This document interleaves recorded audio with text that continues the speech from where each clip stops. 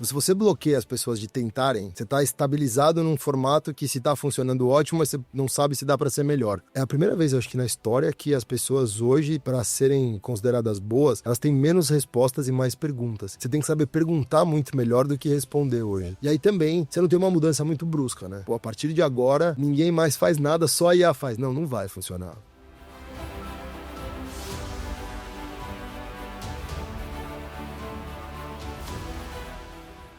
Fala galera, sejam bem-vindos a mais um ElevaCast. Sou Júnior Galvani, host do programa. E hoje a gente tem um assunto muito bacana que vai interessar muito vocês, que é crescimento e inteligência artificial, como uma coisa está completando a outra nesse mercado. Antes de tudo, se inscreva no canal. A gente está com bastante views aí, mas a gente precisa crescer também o canal, dar essa força aí, dar essa moral pra gente. E compartilha também com quem você acredita que esse assunto é interessante, tá? Então, uma das coisas que está fazendo muito bem para o nosso canal são seus comentários. Então, você falar o que você gostou, o que você não gostou. Se você gostou, dá o like. Se não gostou, pode dar o dislike, aí não tem problema nenhum. O importante é você dar seu feedback para a gente, tá? Então, como eu disse, hoje o nosso tema é inteligência artificial e os desafios da implantação nas empresas, né? E antes de apresentar nosso convidado, eu tenho que falar da RGB, que é quem promove esse podcast, e a Fusion, que é a nossa produtora responsável por toda essa qualidade técnica que você vê aqui. Seja bem-vindo, meu amigo recente, Vinícius Ventura, executivo aí há 20 anos de experiência nessa área de tecnologia e negócios. Seja muito bem-vindo. Muito obrigado, muito feliz de estar aqui, muito feliz pelo convite. Espero poder ajudar nesses temas que eu gosto tanto, que é tecnologia, inteligência artificial e crescimento também. Bacana. Pessoal, o Vinícius eu conheci numa reunião, né, do Dudu, amigo do Paiva, comum nosso. E uma das coisas que eu falei, cara, eu tenho que levar esse cara no podcast, foi o entusiasmo que você falou de inteligência artificial. É um tema que, assim, hoje já está no dia a dia de muita gente, no meu dia a dia, várias vezes no dia, né? A gente está usando e consultando para auxiliar a gente nas nossas tarefas. Mas você está num nível muito avançado disso. E o mais legal não é só isso, né? O tanto que você estuda, o tanto que você é entusiasta da IA. Acho que mais do que, não avançado, mas acho mais curioso, talvez seja essa a palavra. Assim. Não, sem modéstia. Eu me dediquei a conhecer, a entender um pouco mais, assim, quando lançou essa ideia, o GPT foi o primeiro, né? O que é isso, de onde vem? Era um negócio meio bicho de sete cabeças e acho que até parte da minha personalidade, assim, pô, deixa eu entender o que é. O que é isso? O que ele faz? Até onde dá para ir? E você vai tomando gosto pela coisa, e acho que o mercado foi se expandindo e o que eu consegui trazer como conhecimento foi tomando forma com as ferramentas que foram aparecendo. Então acho que foi um conjunto entre sorte, dedicação e gosto que fez com que eu tivesse talvez uma facilidade um pouco maior, ou talvez um conhecimento um pouco mais interessante no tema. Legal. Então, para colocar todo mundo no contexto aí, vamos começar falando da sua trajetória. Eu tenho gostado muito desse formato de pedir para o convidado se apresentar e contar quem é o Vinícius, sabe? Boa. Sou Vinícius Ventura, eu trabalho com tecnologia há pelo menos 20 anos, já passei por um monte de empresa, já passei por empresa muito grande, empresa muito pequena, já tentei empreender, já passei por muitos estágios. E hoje eu estou como diretor de crescimento e inovação da Dialog, que é uma empresa de tecnologia, qual faz parte ali do grupo societário. E parte do meu trabalho hoje é dedicado exatamente a essas duas frentes. Como eu posso fazer a inteligência artificial ajudar no crescimento acelerado e consistente. Acho que principalmente consistente. Se eu olho para trás, assim, enquanto área acadêmica, eu sou formado em publicidade. Eu já trabalho no mercado de comunicação, a empresa que eu trabalho é no mercado de comunicação, de fato, há pelo menos 10 anos. E terminei, vamos chamar de educação formal, se esse seja o nome. Fiz a universidade, me formei em publicidade e depois fui buscando cursos em diferentes áreas, em diferentes frentes para tentar juntar esse conhecimento. Então, estudei criatividade, que muita gente acredita que isso é um dom ou uma possibilidade de alguém que nasce criativo ou não, e enfim, eu fui estudar e descobri que não, dá para você desenvolver criatividade. Estudei em Harvard, fiz cursos em Harvard, estudei em um monte de lugares e sempre em assuntos muito diferentes. Então eu estudei inovação e estudei também crescimento das cidades, como as cidades se constituíram como são. Porque no limite, tudo isso junto, você tem um data lake maior de conhecimento e consegue ajudar no desenvolvimento do dia a dia do trabalho mesmo, conseguindo conectar mais informações. Legal. Você morou fora também? Morei, isso, boa, você tá me lembrando tantas vezes. Eu morei fora do Brasil por quase 2 anos, eu morei na Ásia por quase 1 ano, morei em Singapura, que é um sudeste asiático, morei em Londres por uns 5, 6 meses e mais uns 5, 6 meses na Califórnia também. E sempre a trabalho, então sempre não foi aquelas viagens de turismo, viagem de intercâmbio, foi viagem de trabalho. Legal. Então acabou que você vai acomodando também. Experiência de trabalhar na Ásia é muito diferente Isso de que eu ia te trabalhar perguntar. aqui. Que eu acredito que a visão de Londres e Califórnia seja mais comum assim pra gente. É ocidental, né? A gente tá meio que no mesmo balde do Ocidente. Quando você vai pro Oriente, é completamente diferente. As dinâmicas de trabalho, os interesses, até a dedicação. Eu não digo como mais ou menos, a dedicação é diferente do que a gente tem aqui. Um ponto, assim, acho que o mais, talvez curioso, é a pontualidade extrema da Ásia. Eu cheguei a ter atrasos de 2 minutos para uma reunião e a pessoa, não, você atrasou, não vamos conversar. Eu atrasei porque o elevador não baixou, assim, era uma coisa simples. Fala, não, a pontualidade... Se você tá na hora, você já tá atrasado. E, exatamente, um pouquinho antes. exatamente. Então acho que essa foi uma dos aprendizados, assim, a pontualidade asiática, especialmente, é levada a sério. Legal, legal. E me fala uma coisa, vamos falar um pouquinho da Dialog? O que ela faz, para quem não conhece a empresa, o que ela soluciona? Boa. Dialog é uma solução de comunicação interna e engajamento para empresas. Então, prioritariamente, uma empresa muito grande tem uma dificuldade de conseguir conversar com um colaborador que está num estado muito distante. Então, a gente pega aqui um exemplo de, sei lá, vou pegar um exemplo qualquer de Casas Bahia. A matriz está em São Paulo, eles têm colaboradores no interior de Santa Catarina. Como eu faço para a pessoa de Santa Catarina ter a mesma informação que o pessoal que está na matriz, ali onde tudo acontece? A Dialog vem para solucionar exatamente isso. Ajudar no alcance da comunicação para todos os colaboradores e usar esse alcance da comunicação a favor do negócio. Então, através de uso de dados, inteligência artificial, tem muita inteligência artificial embarcada na plataforma, a gente ajuda muitas empresas a entenderem qual é o nível de engajamento dos colaboradores, o que de fato faz os colaboradores estarem mais ou menos engajados, ou identificação de comportamento. É muito comum hoje identificar comportamento. Todo mundo que faz X ação tende a executar Y coisa num período definido por tempo. A plataforma consegue capturar esse tipo de coisa. E aí, esse padrão, vamos dizer assim. Isso. E a partir daí você consegue conectar com qualquer coisa. Você conecta isso com avaliação de desempenho dos colaboradores. Tem alguma ligação? O quanto de comunicação essa pessoa consome com o desempenho que ela tem? Ligação com turnover. Eu consigo predizer turnover com base em comportamento digital? É um pouco dessa provocação que a plataforma ajuda a responder e as empresas acabam usando exatamente, não só para esse fim, mas também para a leitura do final. Assim, essa linha de dados é a linha final do que a plataforma oferece no ponto de vista da empresa. Entendi. Para o usuário é uma facilidade. Eu consigo ter todas as informações que eu quero da minha empresa na palma da mão, em um aplicativo simples e muito fácil de navegar. É basicamente uma rede social corporativa. Entendi. E vamos dizer assim, para o colaborador, ele tem acesso a tudo que está acontecendo, mas ele deve ter acesso às pessoas também, uma coisa... Ele conhecer qual que é a estrutura da empresa. Ter troca. Então, pô, eu preciso conversar com o meu par, que faz o mesmo trabalho que eu faço, mas ele está numa regional diferente. Eu posso ir por outros fins, mas a plataforma oferece uma forma segura, com diligência de dados, com a informação dentro de um ambiente seguro, para que esses colaboradores possam conversar, por exemplo, num chat. Legal. Vinícius, você hoje é sócio, né, da Dialog. Isso. Como que foi você chegar nessa empresa, você conquistar essa posição? Você não entrou na fundação dela? Não. Eu entrei na empresa para exatamente tocar a área que eu toco e fazer o trabalho que, de fato, eu fui designado para fazer. Tá. E foi o que eu fiz e conseguia, em um período curto de tempo, ter resultado relativamente maior do que era esperado na média naquele período. Então, a gente teve um crescimento de mais de 100% de um ano para o outro, de uma empresa que já tinha 6 anos de idade. Então, não era um crescimento saindo de uma coisa pequena para uma coisa média. Era algo grande, ficando realmente grande. A gente brinca lá que a gente saiu da fase adolescente para a fase adulta. Então, a gente saiu de uma empresa que tinha uma projeção de crescimento modesta para um negócio muito maior. E essa execução, talvez um pouco do que foi movimentado nesse período, me veio o convite. E esse é um convite que você não diz não, você aceita naturalmente. E aí acabei entrando para esse grupo de participantes da empresa. Legal.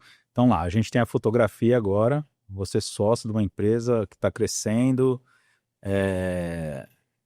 a todo vapor, dominando o que tem de melhor aí de tecnologia. Beleza, isso é agora, né? Tá. Vamos voltar um pouquinho antes, né? Você é de São Paulo, escolheu fazer publicidade. Como que você tendenciou para essa área e como convergiu a publicidade com essa questão de negócios que você toca lá, time comercial, vamos dizer assim? Boa. Primeira posição nunca é uma liderança, né? A primeira posição é a primeira posição que te aparece. Eu fui trabalhar numa agência pequena de São Paulo e acho que todo mundo O que você fazia? Cidade. O estagiário fazia meio tudo. Eu trabalhava junto com o time de atendimento. Entendi. E aí eu lembro que quando eu fui fazer publicidade, eu tava bem contaminado por campanhas que eu via na televisão, falando, nossa, isso é o máximo, eu quero fazer esse tipo de coisa, eu Washington Oliveira, eu tenho uma certa idade que entrega ali que essas campanhas pegam. Eu falei, não, pô, eu sou criativo, eu sou bom, eu vou fazer esse negócio. E aí fui estudar e tal, e primeiro estágio numa agência você entra com a expectativa num lugar específico de criação, assim, na minha época lá atrás, não existia essa coisa de, não, vamos falar de performance. Não, era muito da arte, do visual, boas campanhas, bons argumentos. Quando eu caí na agência, falei, putz, não era bem isso que eu imaginava que fosse. Talvez por ingenuidade também da idade, né? Você acha que você vai chegar num lugar e tal. E aí decidi sair da agência e fui buscar outras oportunidades em outros lugares. E o acaso me levou para uma área de marketing de uma empresa de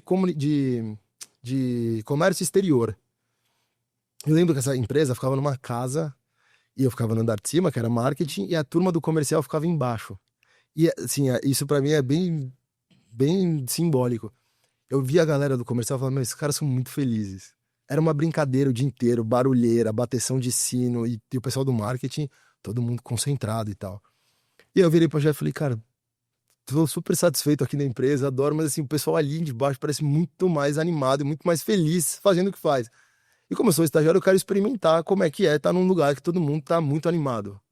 E por acaso, o CEO da empresa, ele era um cara vindo do mundo de vendas, ele falou, pô, eu queria ouvir, pode ir lá, e vai. E aí, a partir dali, eu falei, pô, é aqui que eu tenho que ficar. Você acha que esse foi um ponto de virada, assim? Foi, assim, acho que todo mundo, em algum momento da vida, procura felicidade no trabalho, né? Assim, você não pode só executar porque eu sou bom naquilo ou porque eu estudei para aquilo. Minimamente, você procura, pô, eu quero me satisfazer porque eu passo boa parte do meu dia dentro dessa empresa, ou no meu caso hoje, trabalhando de casa. Mas foi essa virada, eu falei, meu, aqui o pessoal não tá animado e não tá satisfeito, eu quero ir para lá onde a turma parece mais feliz. E aí, pô, migrei e assim, perrengue, né? Da época que a área comercial não era vista como é hoje, uma área de destaque, com análise de performance, era uma área muito mais relacional, baseada em, pô, vai lá e faz. E eu peguei toda essa estruturação do que era o cara que não sabia fazer nada vai vender, até hoje ser a área de maior destaque das empresas. Então eu acompanhei tudo isso, mas a virada foi nesse caminho, nem era em tecnologia, era em comércio exterior. E depois em tecnologia eu entrei posteriormente, quando eu comecei a identificar que tecnologia ia ser um pouco do futuro do que as pessoas buscam como profissão. Meu caso foi ao contrário. Foi oposto? Eu quando comecei na agência, eu era diretor de criação, era fundador, então eu já tinha o cargo de diretor, né? Já entrou bonito. Então, assim, era eu, meu pai, mais um cara, mas eu era o diretor de criação. E assim, era apaixonado por criar os sites, fazer layout e tudo mais. E aí, quando meu pai foi saindo um pouco do campo ali do comercial, eu tive que ir. Meu irmão se formou em design digital, então ele já estudou especificamente para a área de web. E aí ele ficou 2 anos comigo, até ele falar assim, tô seguro. Aí ele abraçou o time, né? Que aí, nesse tempo, a gente já estava ali com uns 6 anos de empresa, então a gente já estava com bastante gente e tal. Aí ele abraçou esse time e eu fui meio na marra pro comercial, né? E no começo, cara, era punk. Assim, porque eu sentia muito falta daquele momento mais de concentração, de ficar mais, né? E só que assim, você vai aprendendo a gostar de certas coisas, né? Eu consegui ter um resultado muito bom no que eu tava fazendo e hoje, cara, hoje eu não me vejo mais Hoje, por exemplo, eu tinha um tempinho livre, eu fiquei lá 1h30 criando um e-mail, tal, e-mail marketing, eu falei, eu vou mandar, tô com esse tempo, vou fazer. Me divirto ainda, né? Aham. Instalei o Photoshop de novo no computador e tal, aquela coisa, mas o que eu gosto muito do comercial, não sei se você tem isso, não tem tédio, né, cara? Você não tem um dia igual ao outro, né? Você acorda de manhã e você fala, pô, o que que vai Que acontecer? leão que eu vou matar hoje. E eu tenho mais ou menos o que eu preciso fazer e mais ou menos com quem eu preciso conversar e Deus me ajude, porque tudo acontece. Alguém te liga fora de hora, acontece alguma coisa, estoura um problema ou aparece uma novidade que você não... Sim.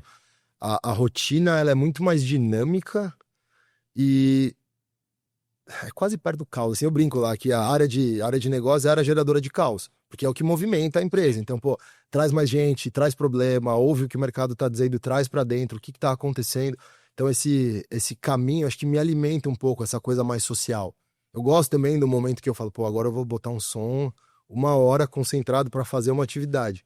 Mas, no mais, eu acho que essa rotina mais dinâmica é o que me alimenta, assim, profissionalmente, de Eu não fato. sei se você é acostumado com isso, mas tem dia que tá muito calmo, vamos dizer assim, às vezes você tem uma semana que não teve muita reunião, que não teve muita coisa e tá muito calmo.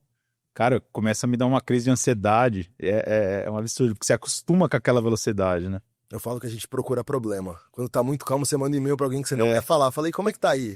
O que que a gente pode fazer junto? Você vai Bem por aí. procurar problema. Eu acho que tem um pouco disso, né?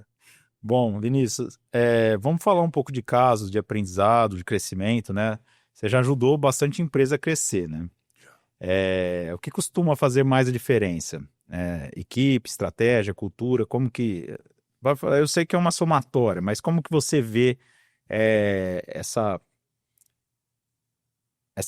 técnica sua, o que que você vê de importante, tá muito alinhado para o crescimento da empresa? Dá pra usar esses 3 exemplos, né? Acho que se a gente colocar a cultura, a primeira coisa que eu sempre falo por onde eu passo é a cultura de que o erro não é um problema, o erro é um aprendizado. Então, se você bloqueia as pessoas de tentarem, você está estabilizado num formato que se está funcionando ótimo, mas você não sabe se dá para ser melhor. Então, a primeira coisa que a gente tenta trazer para o dia a dia é errar não é um problema, errar é um aprendizado. E errar rápido. Descobre rápido o que deu errado, Sim. para tirar da frente e trabalhar em cima do que de fato funciona, mas trazendo para esse lado de cultura, tem muito a capacidade de você não se estabilizar. Então, assim, não, encontrei o ponto ótimo. Não, não encontrou. Tem mais coisa que dá para cutucar. Então, acho que essa fome, essa vontade vem muito da cultura de trazer e trabalhar com pessoas que têm uma cabeça parecida. É o inconformismo do que você está vivendo naquele momento. Seja isso bom, seja isso ruim. Acho que esse é um caminho. Se a gente olha para a estratégia, eu sempre costumo dizer que tem 2 tipos de empresa. Tem empresa direcionada a negócio e empresa direcionada a produto. Quando a empresa é direcionada a produto, empresas onde de fato tem uma oferta de produto, tá muito mais numa qualidade. Sei lá, se você pega um tênis da Nike, não é uma empresa de vendas, é uma empresa de produto. A venda é uma consequência da qualidade de um produto e eles não têm uma força de vendas tão forte, tão grande. Você está olhando para um site, para uma loja qualquer. Quando a gente vai para uma empresa, eu não quero dar outros nomes aqui, mas se a gente vai para uma empresa B2B que tem uma força de vendas altamente qualificada, o produto ele também tem que ser bom, também tem uma importância, mas o destaque não está no produto. Está na qualificação das pessoas, no processo de vendas bem definido, metas alinhadas, conhecimento de mercado, a gente vai por um outro caminho. Então eu sempre tento, nas operações que eu opero, que eu trabalho, eu tento levar as empresas para esse lado de o produto ele é bom porque ele tem que ser e tá ótimo e tem que ser bom mesmo. Vamos qualificar as pessoas e transformar o time de performance com base em capacitação, conhecimento, processo. É muito engraçado, por exemplo, a gente trabalha em conjunto, né? Na realidade, a Mutata é a agência de digital da Toyota e a gente trabalha com eles na parte de peças e tal, desdobramento. E numa conversa com o Décio lá, que é amigão nosso lá e o que colocou a gente assim, nesse negócio, para entender um pouco mais de Toyota, e ele falando, cara, se a Toyota tiver que adiar 6 meses, 1 ano, 2 anos, o lançamento de um carro, ela adia. Por quê? Porque a estratégia dela é produto, é focada em produto. Por quê? Porque se não tiver perfeito, você não vai ver recall, você não vai ver essas coisas acontecendo com Toyota, porque eles priorizam muito isso. E você já tem outras companhias, por exemplo, a gente já trabalhou com eles em outra companhia completamente diferente, que é Samsung, que já é uma velocidade absurda, né? O foco é velocidade, porque na tecnologia você se você quisesse ser muito perfeito, né, você acaba ficando para trás. Então, a gente vê, por exemplo, a própria Apple fazendo toda uma publicidade em cima de IA que ainda rolou. Assim, né? Tá muito no empírico, assim, não vai chegar aquele negócio. Então, acho que é um pouco dessa linha. E quando a gente vai para o mercado B2B, é muito comum as empresas terem um viés muito mais de negócio. Então, assim, o produto ele tem que ser bom por natureza porque a concorrência te ajuda a estabelecer o que seria o mínimo ou uma solução boa o suficiente para ser atendida. Eu sempre trago um pouco mais de energia para esse lado de, pô, tá, e como é que a gente prepara o time para fazer o melhor que se pode com o que a gente tem aqui? É preparação, processo. Eu acredito muito em processo, em capacidade de entender o processo de vendas como um todo. Então, se a gente olha por esse lado, você consegue tirar a venda um pouco, ou tirar o negócio um pouco do campo do talento individual para um processo que qualquer pessoa minimamente capacitada consegue seguir. Legal. Bom, me conta aí um caso desafiador aí que talvez, se você puder, o mais desafiador, né, na sua carreira, e o que você aprendeu com isso que você leva hoje para tudo que você faz. Eu acho que é legal você exemplificar, apesar de ser um conteúdo, às vezes pode ser técnico, né, mas os passos para a galera conseguir visualizar esse processo de crescimento que você aplica nos negócios. Boa. Eu não vou dar o nome da empresa, claro, né, mas eu fui trabalhar numa empresa que tinha como necessidade maior. Era uma empresa que já tinha sido muito grande no Brasil, era uma multinacional, já tinha sido muito grande no Brasil, assim, grande ao ponto de ter 70, 80 colaboradores. Por alguma razão, ela murchou e ficaram com 3 ou 4 e me contrataram com uma folha branca dizendo, olha, a gente não sabe como esse produto que a gente tem aqui, esse nosso negócio, era um serviço, era uma plataforma SaaS. Como essa solução pode ser adequada ao mercado? Qual mercado a gente pode atender? Quem são as pessoas que a gente tem que conversar, se é via agência, se é via direto às empresas e tal. E eu brinco que me deram uma folha em branco assim, toma, seu caderno para você escrever o que você quiser escrever a partir daqui. E meu primeiro dia de trabalho eu estava numa mesa sozinho com mais 2 pessoas, o cara do financeiro e o responsável pela área da América Latina. E vamos começar do zero. Então assim, eu tive um trabalho basal, praticamente de, tá, o que essa solução faz? Qual que é o mercado ideal, quem são as pessoas que eu preciso conversar, como eu posso encontrar alguém nesses segmentos que fazem sentido para essa empresa, para aceitar fazer um teste. Então eu tive que estudar mercado de quais empresas daquele segmento específico aceitavam fazer um teste, eram mais abertas, mais aptas a fazer teste. Então vamos falar com essa pessoa, vamos identificar, vamos encontrar saídas e tal. E eu fui construindo isso meio que, sim, tateando o que dava para fazer. E aí deu certo. Pô, vamos começar a contratar. Contrata uma pessoa para começar a tocar uma certa área. Deu certo é o quê? Você achou a linha? Eu achei o nicho, tive pelo menos 8 novos clientes em 6, 7 meses. Tá. Consegui encontrar, assim... Provavelmente eram SaaS para empresas de porte maior que... Isso, para grandes empresas que queriam investir dinheiro em mídia social. Eles queriam colocar dinheiro e ter o melhor ROI possível. Era uma ferramenta cara. Então imagina que você já tem um custo... Ela é focada em conteúdo ou... Performance. Pura performance. Okay. Pura performance. Uma ferramenta cara que custava uma grana além do investido. Então imagina, uma empresa que tem uma grana, uma verba de marketing para gastar com o Google ou com o Facebook, tinha uma grana para colocar. Geralmente tem uma agência que cuida disso para fazer a performance a melhor coisa possível. E tinha uma camada extra, que é essa plataforma, essa solução que te ajudava a identificar melhores caminhos para aumentar a conversão em lead. Era basicamente isso. E aí, pô, legal, conseguimos. Identifiquei que 2 principais mercados funcionavam porque tinha um ticket médio muito alto. Era o automotivo, que o cara queria converter em test drive para dirigir. E um outro caminho era agências e companhias aéreas, aí, companhias de turismo, que vendiam grandes pacotes, que um pacote custa R$10.000. Então, o custo por lead desse cara já era alto, então era uma grana que era possível funcionar. Então, legal, encontrei. Vamos conversar com essa turma. Então, vai lá, faz teste, faz POC, faz contrato. Pô, legal, deu certo. A gente conseguiu converter as principais marcas do segmento automotivo de primeira linha, se transformaram em clientes da empresa em 6, 7 meses. Legal, identificamos aqui. Então agora tá na hora de crescer. Traz mais gente. Aí a pessoa vem de mercado, não viveu tudo que eu vivi. cara vai começar a fazer de uma forma diferente. Fala, não, pô, volta, vamos lá. Então, eu identifiquei o processo, construí, eu consegui validar o que funcionava, justifiquei que funcionava, contratei pessoas e fiz um processo completo. Qual é o mercado que você tem que ir, quais pessoas você tem que falar, qual é a média, qual é o discurso, por que essa empresa, esse segmento vê valor, por que esse segmento não vê valor, por que a gente tem que ir por esse caminho. E aí as coisas começaram a fluir. No final da minha trajetória lá, o meu time tinha 8, 9 pessoas, só da área de negócios, vendas e marketing, que era o que eu cuidava lá na época. E, pô, baita desafio. E você imagina você entrar numa empresa que não tem faturamento recorrente quase nenhum, com a expectativa toda da operação da América Latina ficar, ó, você tem aí 8 meses para fazer o negócio dar certo, senão a gente tá danado. Cara, que bacana. Baita desafio. Você tinha um apoio internacional de tecnologia, né? Toda a parte de dev era, mas aqui você tava solto. Tava mal traduzida a plataforma. Depois de tempo, eu fui entrar, assim, tava num nível de abandono, se é que essa é a melhor palavra, como tradução para o português do jeito que o Google Translate mandava. Tava lá.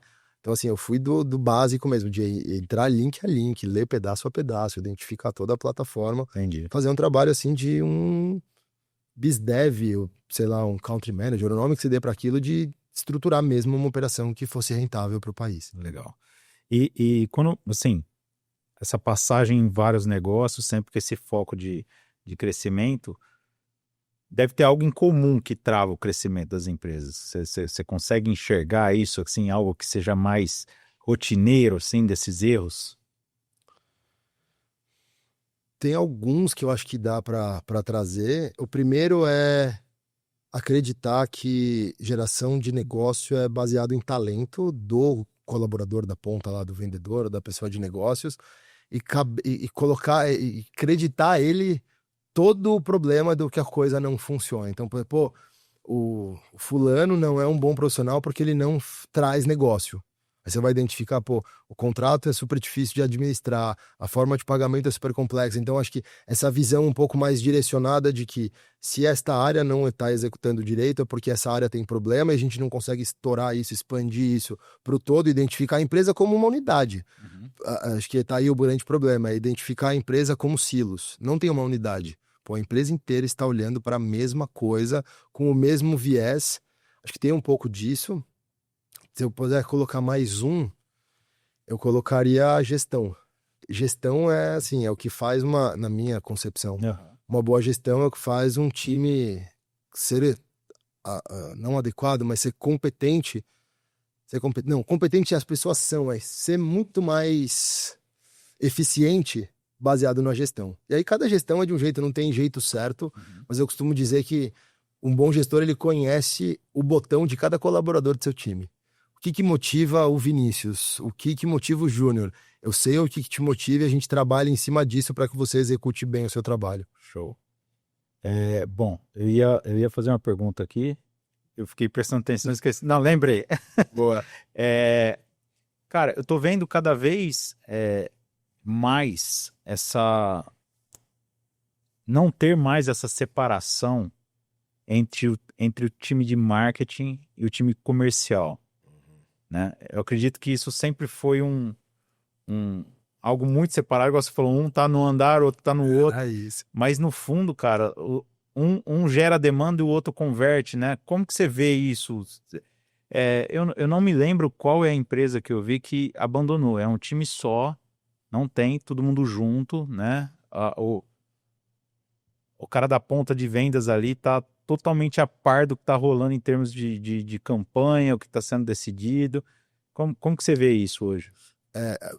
Tem o termo growth, né? Que algumas pessoas colocam como growth marketing, que é a parte de performance de campanha, e tem um conceito não tão novo assim de área de growth, que é exatamente isso. É marketing e vendas. Porque no limite é um fio condutor. Sim. Se você pega aqui, pegando um processo tradicional, eu quero gerar um lead, para esse lead gastar dinheiro da minha empresa e contratar a minha solução. E se você não tiver uma linha que conduza exatamente tudo que está acontecendo, o discurso for o mesmo, as interações forem iguais, a capacidade de entendimento da necessidade desse cliente for a mesma, aquela história de que, não, eu não preciso entender de produto porque eu sou de marketing, ou o cara de marketing, não, eu tô com um lead ruim, com um problema, você se vira para me dar lead melhor. Não, acho que isso tem cada vez menos acontecido. Porque acho que talvez a maturidade das áreas, assim, na minha época lá dos andares, era uma guerra. Sim. Pô, marketing gera um produto, um negócio que não tem nada a ver com o que eu quero aqui. Fala, tá, então seu papel é falar pro marketing o que você quer. Exato. Vamos alinhar. Então vamos tirar essa barreira, essa parede. Só traz lead ruim, o outro você que não sabe vender, o seu tempo de atendimento tá péssimo. Exatamente, você cai nesses lugares que são assim, não, pô, desses leads aqui eu não aproveitei nenhum. Fala, tá, então quais leads que você quer aproveitar? Você de vendas, me fala o que você quer. Ah, porque as pessoas estão vindo sem entender o que a gente está comunicando. Então, qual que é a comunicação? E o cara de vendas também tem o papel dele de falar, olha, o que o mercado tem dito sobre essas soluções? O que a gente ouve é isso, é por aqui que as coisas estão indo, os interesses maiores estão nessas áreas. E cada vez mais eu entendo que vendas, marketing, atendimento, customer success e o Domic CD de pós-venda deveria ser colocado dentro do mesmo, de uma mesma gestão, porque os resultados são quase que compartilhados. Sim. Um cliente que entra satisfeito e continua satisfeito, deu tudo certo. Um cliente que entra chateado, fica satisfeito e termina chateado, é uma outra dinâmica. Mas se a gente não tiver um entendimento completo, é uma dor. Uma coisa que eu tenho percebido, já vai fazer agora mais ou menos um ano, que a gente começou, né? A gente sempre como uma agência de gerar demanda, sim, fazendo muita troca. Uma das coisas que eu acho mais interessante é quando a gente tem às vezes um diretor comercial participando das reuniões com o time de marketing. Isso sempre a gente viu que funcionava melhor. E aí faz mais ou menos um ano que a agência começou a trabalhar também com implantação de CRM, o processo de pipeline de vendas e tudo mais. E assim, para a gente está sendo transformador, assim, a visão que tem, né? E no começo, confesso que é uma coisa, você continua com esse olhar viciado do tipo, cara, olha o lead tá quente, você não tá atendendo, e entrar num método meio que de cobrança do comercial, porque depois o resultado não acontece, vai falar que o lead é ruim e tal. E hoje, assim, a gente consegue enxergar muito mais e trazer muito mais o time comercial para entender a importância deles no processo de vendas, né?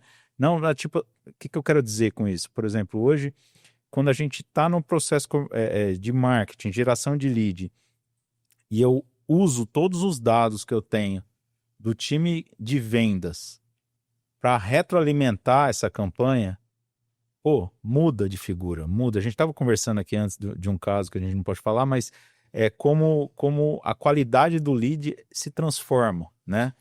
E, ao mesmo tempo, você tem o desafio de você falar, cara, alimente CRM. Coloca cada lead no seu estágio, né? Deixa eu colocar ele na pipeline de recuperação aqui, que eu vou trazer ele de volta quente para você e tudo mais.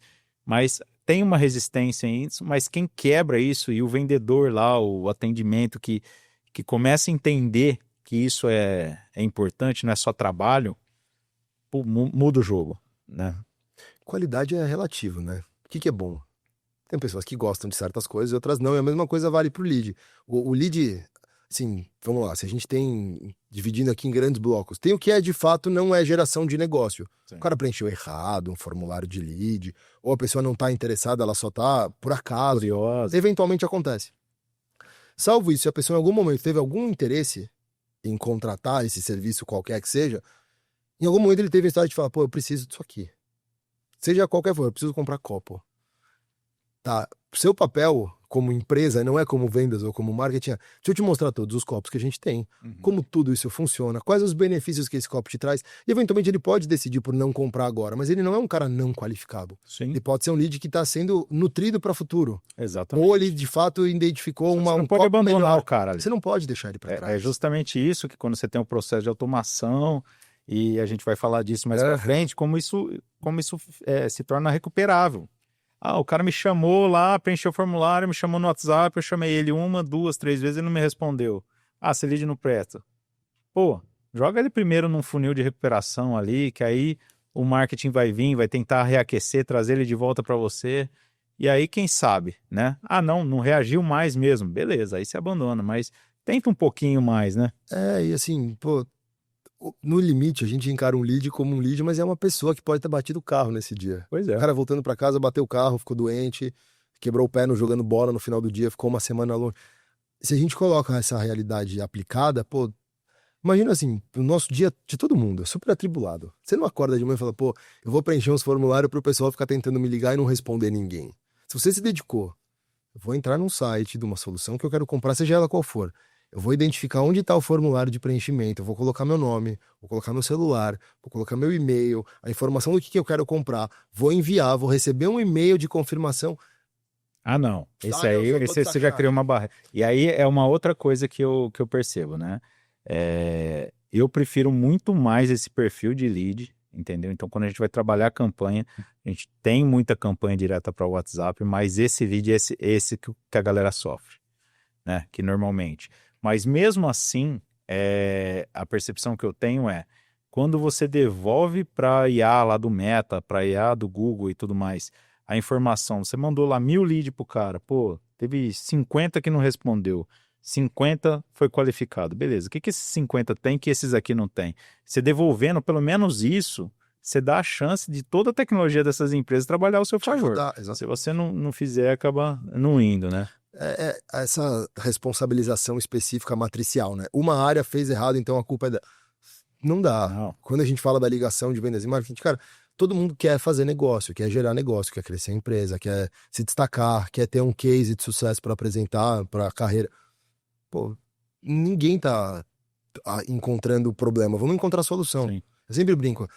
Tem uma das diferenças, né? Você tá dirigindo na estrada, você atropelou um prego e furou teu pneu. Aí tem duas pessoas que saem do carro. Tem o cara que vai trocar o pneu para continuar a viagem e tem o cara que vai ficar procurando na estrada o pneu o prego para reclamar. Você não pode ser o cara que vai procurar o prego. Troca o teu pneu, resolve o teu problema e toca a vida. Sim. Você vai encontrar soluções no futuro. Você leva num borracheiro o teu pneu depois. Mas essa capacidade de reação, se é que essa é a palavra, se dá quando a gente junta as áreas. Porque eu não tô mais matriciando, olha, isso aqui é responsabilidade tua, isso aqui é tua. Não, somos uma área de negócio para gerar negócio e vamos trabalhar em conjunto para melhor entregar o que a gente precisa. Legal. Bom, antes da gente entrar na parte de IA, conta, Vinícius, como que você veio parar aqui em Ribeirão Preto? Boa. Eu não sou daqui, né? Dá pra... O sotaque entrega bem, né? Tem o sotaque puxado de São Paulo. Eu sou de São Paulo, minha esposa é daqui de Ribeirão Preto, a gente se conheceu em São Paulo, ela, enfim, saiu daqui para estudar em São Paulo. Dela? Mariana. Mariana. A gente se conheceu no trabalho, inclusive. Ela era do RH, ela me contratou para trabalhar na empresa, que a gente foi trabalhar junto. Ela já gostou de cara, hein? Já foi, já deu certo desde o processo seletivo, né? Já começou já passou ali. Já passou, foi aprovado em todas as etapas. E aí, enfim, namorou, casou e tal, e aí a gente vinha muito pra cá. Os pais dela moram aqui ainda, a gente vinha muito pra cá. Então, final de semana vinha, e, pô, os dias rendiam aqui. Em comparação a São Paulo, é uma cidade muito mais confortável de morar. São Paulo é caótico, é super trânsito, super difícil. E aí a gente ficava naquela, pô, pessoal lá, seus irmãos, seus pais, vivendo num lugar super legal e tal, mas não era longe da realidade. E aí a gente teve filho, a gente tem 2 filhas, e aí quando nasceu a segunda, eu tava já nessa condição que eu tô hoje, trabalhando nessas condições e trabalhando de casa, e a gente falou, ó, se a gente tem a vontade de sair de São Paulo, agora é a hora. Ela falou, eu também tô a fim de montar meu próprio negócio, então vamos. E aí, assim, dentro de 4 meses, a gente decidiu, saiu de São Paulo e veio pra cá e mudou. E aí a gente tá aqui há 2 anos agora, quase 2 anos, a gente veio pra cá logo um pouco depois que nasceu a minha segunda filha. E, cara, não vou embora mais. Assim. Se eu puder. É apaixonante. Se eu puder, eu não saio mais. Assim. É uma cidade gostosa, ela tem todas as características de uma cidade grande, mas ela ainda tem as características de uma cidade onde, sei lá, a pessoa da farmácia me conhece pelo nome e ela guarda coisas que ela sabe que minhas filhas gostam, que tá acabando. Você já pegou sacola já ou não? Sacola? Sacola de roupa? Ah! Pra casa? Pô, minha sogra sabe de umas roupas que eu gosto, ela pede pra moça da loja mandar na minha casa. Isso. Eu nem sei que tá chegando, chega um balde de roupa. Isso é legal daqui. Porra, em São Paulo não existe isso, cara. Não existe. Assim, alguém vai te mandar uma sacola, não devolve. Não devolve. Aqui a gente tem esse negócio de... Isso pra mim, quando assim, eu falo isso pro pessoal de São Paulo, como assim? Inviável pras pessoas. É inviável. E tem um negócio que pra mim é muito pessoal, assim, da cidade, que é... Eu sempre, com 2 filhas pequenas, 2 e 4 anos, elas usam fralda pra dormir. A gente tem uma rotina de comprar pomada e comprar fórmula e não sei o quê. E a gente vai sempre numa mesma farmácia que é perto de casa. E tem umas pessoas que trabalham lá que já identificaram quem somos, sabe nome das minhas filhas. E às vezes ela manda mensagem e fala, ó, chegou fralda daquele tamanho que você compra, que não tem tantas, eu tô guardando para você, vem pegar. Olha o CRM. Não existe isso. E assim, e não é o CRM, é uma pessoa só preocupada. Você entende? Assim, Sim. na nossa cabeça de negócio pô, meu nome tá lá. Mas essa pessoa aí com CRM, então imagina o quanto ela não ia ser poderosa. Exatamente. E essa coisa pessoal, assim, é muito bom, é muito bom. Legal. Eu, pô, tô apaixonado, assim. Ribeirão é cidade maravilhosa, não tem nem dúvida. Bom, vamos falar então de IA na prática. Eu queria entrar nesse tema. Quando você entra... Agora vai. Agora vamos no tema principal. Quando você entra numa empresa, cara, por onde... Sim, vou falar do geral que eu vejo, né? A maioria das pessoas acaba entendendo que IA... É assim, tá numa transformação, né? No começo o pessoal entrava no ChatGPT, ficava pesquisando as coisas mais comuns e bobas do mundo, né? Não vou repetir a piada que eu fiz ontem, né? Mas, né, porque senão o Chau vai ficar bravo ali comigo, né? Mas a gente ficava buscando coisas nada a ver. Só que assim, eu acho que é um processo da experimentação, né? Das pessoas começarem a usar, né? Pô, responde legal isso aqui. Pô, me solucionou, me ensinou. E do bobo ele começa a usar no dia a dia. Nas empresas, onde que você vê que é o caminho inicial, assim, de uma empresa começar a usar a inteligência artificial? Eu sempre falo que para começar a usar a inteligência artificial, você pediu para sua foto ser transformada em algum personagem do Toy Story. Já fizemos. Assim, 10 de 10 pessoas que estão no GPT ou qualquer outra inteligência artificial hoje, começou com isso. Transforma essa foto aqui no Shrek. Começa com umas coisinhas... E você vai tomando forma, assim. Eu acho que enquanto uso pessoal, se a gente puder dividir em grandes blocos, você vai encontrar ali uma assistente tua. Você quer uma dieta, você quer, melhorar teu inglês, você quer entender qual é o conceito específico de algum tema. Ela te ajuda, com as ressalvas de, né, não ser 100% exata, não ser uma enciclopédia, mas ela te ajuda bastante. Quando a gente vai pro lado de empresa, o buraco é mais embaixo. Eu sempre falo que para começar a usar IA numa empresa, você precisa confiar primeiro no dado que você tem na mão. Eu sempre falo, se você tiver que pegar sua planilha hoje, qualquer que seja da tua empresa, e tomar uma decisão baseada só nela, você confia 100%? O cara fala, veja bem, não começa com IA, porque você tem que fazer o basal primeiro. É identificar que os dados estão corretos, que o que você vai querer projetar, seja qualquer projeção que for, tem que vir de uma base sólida verdadeira. Então assim, eu tô olhando para uma linha de faturamento, você confia que está 100% exato? Se vier um auditor hoje aqui, você entrega esse negócio sem pestanejar? Sim. Então estamos pronto. A gente parte de uma base sólida. A partir daqui como que eu vou colocar isso em prática? Primeira coisa, faz o que você já sabe fazer bem. Você já tem uma boa projeção de receita futura, vê se bate com o que a IA vai te responder. Valida se aquela resposta que ela está te trazendo de fato está tá de acordo com o que você já conhece. Ou, tá muito diferente, então vamos encontrar um caminho comum. Começar pequeno. Não dá para você revolucionar uma empresa em 4 meses e colocar todo mundo assim, vou mandar metade da minha turma embora. Tem muita coisa de influenciador digital hoje que você tá em rede social, você vê, o cara tá em cima de uma mesa, aqui tinham 150 pessoas que eu mandei tudo embora e transformei num agente de 99,90%. Não, muito difícil disso ser uma verdade absoluta. Não tô colocando em descrença o que as pessoas fazem, mas assim, existe um caminho a chegar nesse lugar. Então, começa pequeno por áreas de conhecimento. Eu vou muito bem aqui no financeiro. Então vamos começar por aqui e ver se os resultados estão parecidos e tal. E não ter pressa. Acho que não ter pressa é o grande negócio. Assim, eu preciso até o final deste ano tomar decisões baseadas em você vai chegar lá, mas não coloca essa meta, porque a gente tem coisas a resolver. Por exemplo, uma primeira vez que eu tomei uma decisão estratégica, assim... Como que a gente começou a usar aqui na RGT? Se eu puder te entrevistar, como que eu comecei a usar? Então, a primeira vez que eu vi isso, né? Eu não sei se eu vi no Instagram, eu não sei onde eu vi, que o negócio gerando texto, né? Aí eu, abri a conta, fui lá, peguei um tema, porque a gente faz muito conteúdo aqui, principalmente para SEO, muito. A gente, mais de 150 textos por mês são escritos aqui para ranqueamento, né?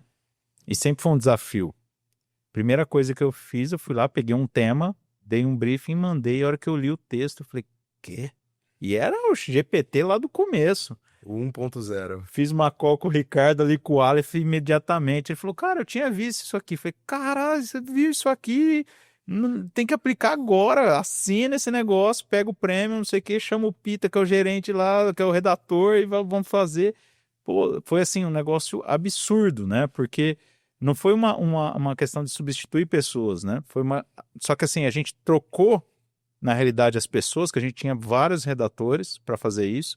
A gente converteu redatores em pessoas de relacionamento com o cliente, para entender muito melhor o cliente, fazer esses textos serem lidos pelo cliente, serem aprovados pelo cliente, e o departamento, assim, voou com isso. Essa foi a primeira forma que eu usei. Mas, assim, aí, assim, obviamente, né, na área de publicidade a gente usa isso, todos os times hoje já usam, né? Sim. Mas o dia que eu entrei no meu ERP, falei assim, ó, me exporta todos os serviços, né? Separados por cliente, com valor por cliente, por serviço, 1 a 1. E eu subi aquele PDF, né, de não sei quantas páginas, e falei assim, cara, você é um diretor financeiro experiente, me faz uma análise do que você está vendo em relação aos meus serviços e... Putz, cara, a hora que ele começou a me dar a visão de onde eu tinha que atuar, de onde estava o meu core, de onde eu tinha um monte de cliente com ticket tão baixo, que ele me fez pensar se faz sentido alguns serviços manter só aquilo, você entendeu? Pô, ele vai fazendo um monte de indagações para você que, meu, eu contratei uma consultoria financeira para falar assim, cara, me valida isso aqui e tava certo. Eu ia te perguntar e a se gente tava certo. tava certo. Tava. E a gente tomou as decisões em relação a isso. Então, como que a gente se posiciona estrategicamente, né, para manter alguém ou não na carteira, foi muito baseado nisso, porque é custo-benefício que você não vê. Você só vê às vezes você vê a linha geral lá do final, você fala, pô, tá bom. Mas e o custo que você está tendo para ter aquilo que você não está vendo? E de repente, ou então o tempo que você está se dedicando para algo que não faz sentido financeiramente. Então, e assim, eu nunca tinha... Isso daí agora, assim, o que eu procuro fazer?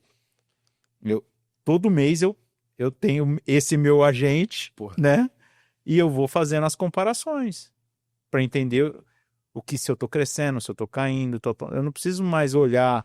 Porque o RP não me dá igual ele me dá com uma visão analítica. É matricial, né? Exato. Então, isso eu achei sensacional, assim. E você começou do jeito mais certo. Você deu para a IA fazer o que ela faz melhor e colocou pessoas para fazer o que elas fazem de melhor, que é relacionamento. Que isso a IA nunca vai fazer. Sim. É visitar um cara, é bater um papo com o cliente, é se aproximar de uma pessoa e entender que esse cara ele é viciado, ele é maníaco pelo Botafogo. Uma IA nunca vai descobrir essas coisas. Então, o uso correto é exatamente esse. Pô, não que tenha certo e errado, eu não quero também ser determinista aqui, mas, pô, o que a pessoa faz bem, deixa fazer, cara. Vai, continua, segue fazendo o que você faz bem. Agora, o que é repetitivo, o que é analítico, e a análise ainda não tem o viés. Porque se você vai fazer uma análise da sua própria empresa, você tem o amor colocado nisso. Não, mas, pô, esse serviço aqui, mesmo que não dê, mas é o que a gente nasceu daqui. Eu gosto desse negócio. Tem o seu viés de identificação. Quando você joga no MIA, em teoria, ela faz uma análise mais crítica baseada no que ela tem na mão. E você vai provocando, tá? E se eu melhorar por aqui? Se eu for por esse caminho? Você constrói uma narrativa. E essa terceira coisa que comentou que fez, que é, deixa eu ter certeza que esse negócio tá certo. Ah, sim. Pô, eu vou ter uma validação de uma pessoa que de fato conhece. Então, você tá, né, nesse caminho de... Coloquei a pessoa fazendo o que ela tem que fazer... Quando a IA me deu uma resposta muito inteligente, que eu gostei, deixa eu ter certeza com quem conhece do tema, deixa eu balizar esse conhecimento. Pô, é o caminho ideal. E você tem os dados, pelo que você comentou, você tem o dado correto. Sim, sim. Tá lá, você confia. Esses eu tinha certeza. Você confia. Eu tinha tá certeza. ali. Então, assim, o caminho tradicional é esse. Confiar no que você tá na mão, dedicar as pessoas para fazer o que elas sabem fazer bem e, assim, abusar, entre muitas aspas, do que a IA tem de bom. É gerar texto? Cara, eu vou criar um monte de agente. Eu vou criar um agente por tom de voz para falar um texto específico sobre um produto, ou sobre um tema, ou sobre um segmento. E qualquer pessoa que sentar na frente desse agente bem instruída vai extrair o mesmo resultado. Você consegue consistência em tom de voz, em várias outras coisas que a gente sabe na construção. Você sabe que, e assim, uma das coisas que, pelo menos eu acredito que a IA tá virando a chave pra gente, e eu acredito que tem muita gente começando a ficar assim também. Por exemplo, a questão do ERP que eu comentei com vocês, é um negócio que a gente teve um acesso há 2 anos atrás, é isso. Tá? Aí a gente pegou um ponto que a gente faz de uma forma diferente e falou assim, cara, isso aqui não é muito bom, né? Isso aqui não é a solução do mundo igual estão vendendo, e não deu bola e descartou. O que acontece? Passado 1 ano, eu tive contato de novo com essa plataforma nos Estados Unidos. Como a gente abriu a agência lá, a gente começou a ter muito contato com clientes lá, e era muito normal esse tipo de software lá, porque o custo por lead nos Estados Unidos é muito caro, né? Então é um mercado muito competitivo para tudo. Então é mais caro. Se fosse 1 para 1, era muito mais caro. Imagina se a gente converter. Então aí a gente vê o quanto eles tentam tirar o osso de um lead, né? Eles são muito bons nisso, não tem dúvida. E aí eu falei, cara, eu não tinha visto esse lado dessa aplicação. Eu tinha visto para uma coisa. E aí eu falei, cara, é uma nova área de negócio, né? E foi muita coincidência, porque a hora que deu esse estalo, eu conversei com o Ricardo, conversei com o Alex, falei, cara, a gente entrevistou uma pessoa aqui que veio para uma área nada a ver, só que eu vi que a menina tinha um talento bom para essa parte de automação e tal. Eu falei, você não vai ser para essa área, você não vai para SEO, não. Vou montar um departamento de automação com você. E hoje tem sido um dos pontos diferenciais. Por que eu tô contando isso? Porque agora eu tô assim, eu vejo uma novidade de IA, no mínimo eu mando o Ricardo, ele fica louco, né? Eu mando pra ele. É o e-mail de link. Todo dia, né? Todo dia aparece pelo menos umas 10, né? E aí, cara, o que eu não quero mais? Eu tô naquela ânsia de não deixar uma coisa muito boa passar. Você entendeu? Então, por exemplo, semana passada, uns 15 dias atrás, eu assinei uma plataforma que é para agências e tal. Liguei pro pessoal e falei, cara, eu tenho um time grande, eu preciso de um atendimento robusto, me cria 6 usuários, que eu vou pôr todos os departamentos, eu vou criar tipo um time para avaliar o seu produto. Se for bom, vai pros 40, né? E aí, o cara deu aquele baita, não rolou. Certo. Não tem o time. Por quê? Não funciona. Cara, não entregou o GPT do jeito que a gente está trabalhando tem funcionado melhor. Então aí o que você olha? Você fala, esses agentes pré-treinados, o nosso time já está entendendo como treinar os agentes melhor para o nosso contexto, entendeu? E é o que você falou, hoje, por exemplo, dentro da... Aí o que a gente resolveu? Cara, vamos mudar e vamos ter um plano no GPT corporativo que todo mundo consiga ter acesso ao agente do cliente. Então, hoje, para cada cliente, nós temos um agente. Com tudo aquilo que você falou, com o tom de voz do cliente. E aí, o cara que já coletou o conhecimento desse cliente para escrever um texto para SEO vai ajudar o cara de social media.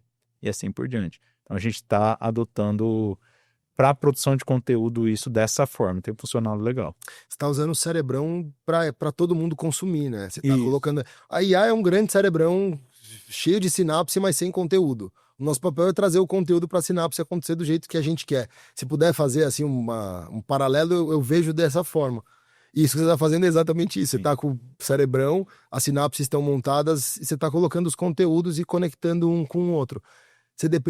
Nesse caso, você depende menos de uma capacidade técnica e muito mais de um pensamento analítico e metódico de como eu vou usar aquele negócio. Que é, né, talvez, trazendo um assunto da frente para agora, é a primeira vez, eu acho que na história, que as pessoas hoje, para serem consideradas boas, elas têm menos respostas e mais perguntas. Você tem que saber perguntar muito melhor do que responder hoje. Também. Se você olhar um profissional ultra qualificado de 20 anos atrás, era um cara que tinha super especialização, tinha feito faculdade, trabalhou 50 anos na mesma área e tinha na cabeça dele toda a capacidade. Hoje, não adianta muito, quer dizer, adianta, mas você tem outras formas de chegar em lugares. tendo um pensamento sistêmico. Puta, por que eu conecto coisa com coisa? Qual conteúdo pode ser trazido? E talvez a resposta que te traga seja uma inovação perante a experiência que pode ser um diferencial. Então, acho que pela primeira vez hoje na história eu posso dizer assim, talvez seja até ingênuo da minha parte, é a primeira vez que eu vejo, né, na minha 20 e tantos anos de carreira, você não precisa saber tudo para ser um bom profissional hoje. Você tem que ter um pensamento diferente. Que baita reflexão. Pela primeira vez na história, quem sabe perguntar hoje tem vantagem. Mais do que quem sabe responder. É a primeira vez que isso acontece. Por quê? Porque quem te responde, você não precisa mais do guru. Você não tem mais assim, aquela pessoa está aqui há 50 anos na empresa. É um asset. Continua sendo enquanto pessoa. Mas enquanto conhecimento, talvez não precise depender tanto assim dessa pessoa. Isso para mim, assim, acho que é um divisor de águas da entrada de IA no mundo das empresas, assim, sabe? Sim.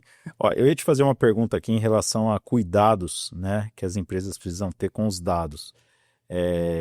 Mas como opt-in, vamos dizer assim, né, para você fazer. Agora, como que as empresas estão preservando, né? Quando eu falo opt-in, é assim, o que você vai dar de dado para colher o resultado, né? Mas o que as empresas hoje têm de preocupação para preservar os dados e não jogar todo esse conhecimento que é próprio dela para a massa? Como que as empresas se estruturam nesse sentido? Já ouviu falar em dado sintético? Não. É exatamente isso. Então, imagina que você tem você pegou essa base que você colocou na inteligência artificial. Você vai num Excel e transforma aqueles números em coisas parecidas, mas não exatos os seus números. Isso é um dado sintético, é a sua realidade replicada em um formato dentro do seu ambiente ainda. Tipo, você vai pegar um Excel e assim, você pega os pesos e medidas de valores e transforma isso no que seria o reflexo do seu dado privado num formato que não te exponha, e a partir disso você usa esses dados na internet, e a partir desses dados você pede projeção em cima deles. Isso é dado sintético, é a criação de dado baseado no seu histórico sem ser o seu valor exato do que você quer validar. E a partir daqui você não está colocando dado sensível nenhum em lugar nenhum. Entendi. Você pode pegar um processo, assim, você pode ir na área jurídica, um processo. Eu quero pegar todas as jurisprudências que existiram sobre certo tema. Se você tiver acesso a isso, indo naqueles sites do governo, etc., você consegue extrair isso. Se você quiser não usar esse conteúdo, se bem que esse conteúdo é público, né? Mas você pode jogar todos esses conteúdos no MIA e falar, olha, isso aqui são todas as jurisprudências. Qual a melhor defesa para esse caso? Ele vai te responder. Você está usando um dado real. Você pode fazer a mesma coisa. E não expondo o seu dado. Não, você está usando um dado sintético. Você criou um Mas dado... quando você joga o seu caso no GPT, isso não vai para então... Pra nave-mãe. Então, aí assim, tem as teorias das conspirações. Tem gente que fala que sim, tem gente que fala que não. Se você for, por exemplo, para empresas que fazem... Não sei se você usa, por exemplo, alguma empresa que junta várias IAs e você escolhe qual modelo você quer usar. Não. Então tem lá, você contrata uma empresa X, você paga lá. Pode falar, Adapta, por exemplo. Isso, tipo Adapta. Você tem Adapta lá, você tem lá todos os modelos que você tem para contratar. Certo. Aí você vai lá e coloca, eu quero o GPT-5, ou eu quero o Gemini 2.5. E faz uma pergunta, fala, você salva meus dados? Ele vai dizer uma coisa. Se você for na mesma plataforma, com a mesma formatação e perguntar a mesma coisa, ele diz a resposta diferente. Ou seja, a Adapta está colocando um crivo. Diz a Adapta se coloca como eu estou resguardando os seus dados para que isso não seja utilizado. Eles criaram mecanismos para que o seu dado não seja exposto à nave-mãe. Entendi. Se a nave-mãe está consumindo todos os dados, ela tem capacidade para isso, ela está consumindo. Eu não sei o quanto isso pode ser um problema ou não. Por isso que essa capacidade essa vertente de dados sintéticos foi muito comum. Então você tem lá 50 linhas que dão um número de 5.000, com uma proporção específica mês a mês. Você proporcionaliza isso para 500, diferencia, não são seus dados, mas proporcionalmente está igual e você não... Entendi. Não sei se eu consegui ser claro nessa explicação. Não, você espelhar o teu dado em proporções parecidas sem ser o seu dado pessoal, seu dado próprio. E a IA faz o trabalho do restante. Show. Bom, e como que você faz, assim... dentro, quando você começa a implantar esse processo de inteligência artificial para fazer a medição do resultado que você tá tendo, seja de economia de tempo, seja de maior performance. Boa. No base, você tem os seus indicadores ali, né? Isso. E aí, quando você aplica, você faz comparativo? Como que é isso? Se a gente faz, por exemplo, a gente tem, sei lá, se eu for colocar aqui em duas categorias, a categoria matemática e a categoria relacional. A matemática eu apliquei algo para reduzir meu ciclo de vendas e ele realmente reduziu. Pronto. Eu tenho aqui, porque quando a gente vai fazer uma mudança de alguma coisa, o que eu aplico hoje eu não troco várias coisas ao mesmo tempo. Porque senão você tem muita mudança, você não sabe de onde veio bem o resultado, o que ajudou, o que atrapalhou. Então, vamos lá, a gente vai trabalhar hoje no igual ciclo... campanha, o cara troca o criativo, o público e... Né? Isso. Aí fala, deu errado, mas o que deu errado? É o público, o criativo, a campanha, o texto, é exatamente igual. Então eu tento colocar os testes cadenciados. Então, vamos trabalhar em uma efetivação do ciclo de vendas. Então vamos nessa e é aqui que vai funcionar.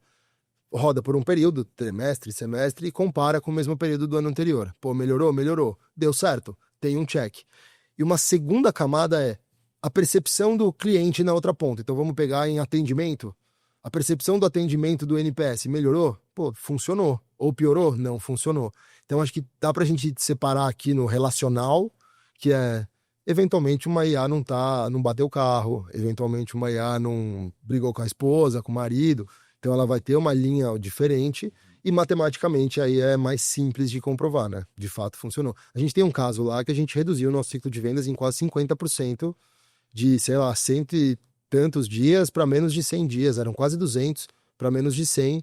A gente foi, né, agora vamos trabalhar nesta ponta, agora a gente vai trabalhar nesse negócio, a gente vai pedaço a pedaço e aos poucos você vai acomodando no dia a dia. E aí também, você não tem uma mudança muito brusca, né? A partir de agora, ninguém mais faz nada, só a IA faz. Não vai funcionar. Vamos trazer as pessoas para o dia, vamos fazer a aplicação disso de forma cadenciada, porque no limite você quer melhorar, você quer fazer diferente, mais eficiente, etc. Então tem que convidar as pessoas ao processo também. E aí a gente entra nessa questão de desafio em relação à cultura, né? Cara, como que você vê? Porque você tem que envolver as pessoas nisso, né? Tem. E uma das coisas que eu vejo que elas mais têm medo é da substituição. Então, vamos trabalhar com isso aqui que vai melhorar. E o cara já está pensando assim, não vai não, eu vou perder o emprego. Como que é isso nas empresas? Como lidar com isso? Porque eventualmente acontece, né? E deve acontecer em mais oportunidades enquanto isso for se desenvolvendo. Mas aí a culpa não é da IA. É uma movimentação de mercado, assim. Acho que se a gente faz um paralelo para, sei lá, dos Estados Unidos, não tem frentista de posto. Sim. Se ele gostasse ou não que o autoatendimento ia acontecer, ou até o autoatendimento aconteceu. Então acho que é muito maior do que a minha vontade enquanto profissional. E por outro lado se o mercado está indo para este caminho, ou você aprende a lidar com isso, ou você vai ficar para trás obsoleto. É a pessoa que está tentando se colocar no mercado como uma pessoa que entende de datilografia. Já passou, assim, teve um tempo importante, etc. Então acho que tem um lado individual da pessoa fala, eu tô num mercado de alta performance que é gerado mais conhecimento do que eu sou capaz de absorver. Então eu preciso me inteirar disso. Então parte do indivíduo de querer esse tipo de coisa. E o segundo alguém vai querer fazer no seu lugar, assim, se você não tiver, eu brinco isso lá internamente com a turma, talvez a IA não vai roubar teu emprego de fato, mas quem vai roubar é o cara que sabe mexer na IA. A pessoa que aprendeu, que aplicou inteligência em cima dessa realidade. Resistindo, vai vir alguém que sabe. Isso, e vai fazer. E não vai ser uma IA que vai, sei lá, tirar seu emprego ou vai te passar para trás. É uma pessoa que se dedicou a aprender a fazer a coisa funcionar. Produz 5 vezes mais que você por conta disso. Isso, e consegue trabalhar em tempo recorde. E é um profissional qualificado como você, só que ele se desenvolveu para uma linha de onde o mercado está indo. Legal.